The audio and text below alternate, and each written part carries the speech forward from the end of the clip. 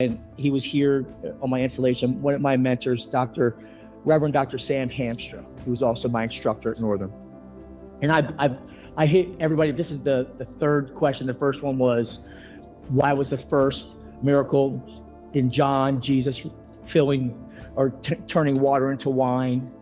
The next question was, why did he say, do you want to get well, to the guy? I mean, you know, why would he say that? And then now I threw this out there, you know, what was Jesus writing?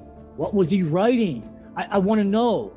And so Dr. Sam Hamstra, he's a historian. He's a religious teacher of history.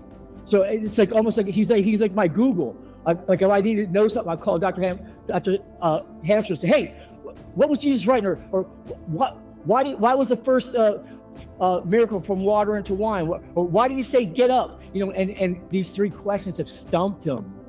He almost got upset with me. He's like, you know what?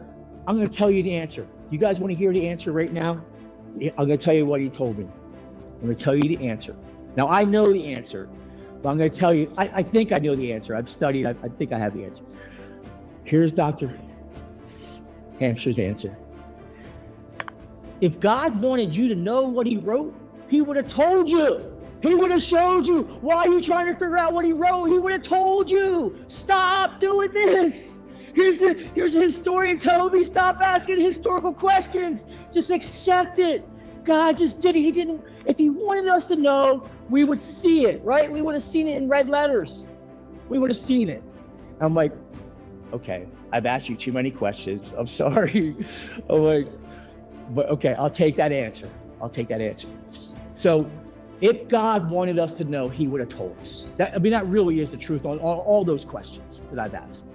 But it's still, I just want to know. And so I reached out to my doctoral buddies, and here's the general consensus. Here's what everybody thinks. And here's in my theological studies and my research this week. As each elder we see leaves one by one, right? And the eldest leads to the youngest. So what's thought is that Jesus is writing down each of their sins. And so here's the eldest one. He might write down adulteress, boom, they leave. The next one, thief, boom, he leaves. The next one, liar, he leaves. The next one, covetousness, he leaves. And so this goes through, and so he's writing down, and that's what the general consensus is, and it makes sense, right? Because why would they leave one by one? They all came to accuse together. I mean, they're all there in this frenzy, and they're accusing her to Jesus together, but they all leave one by one.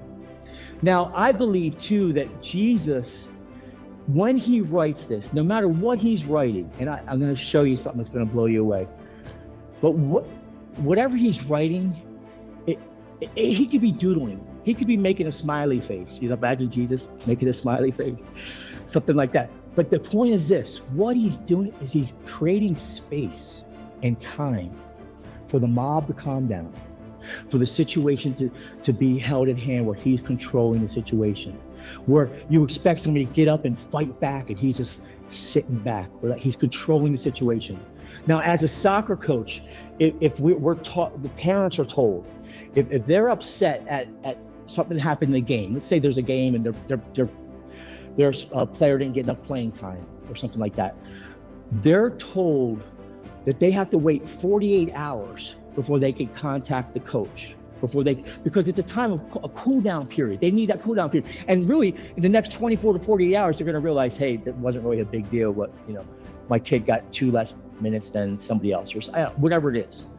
But here, Jesus is taking this principle, saying, whatever he's writing down, and it's very powerful what he's writing down, but realize that he's creating space for the situation.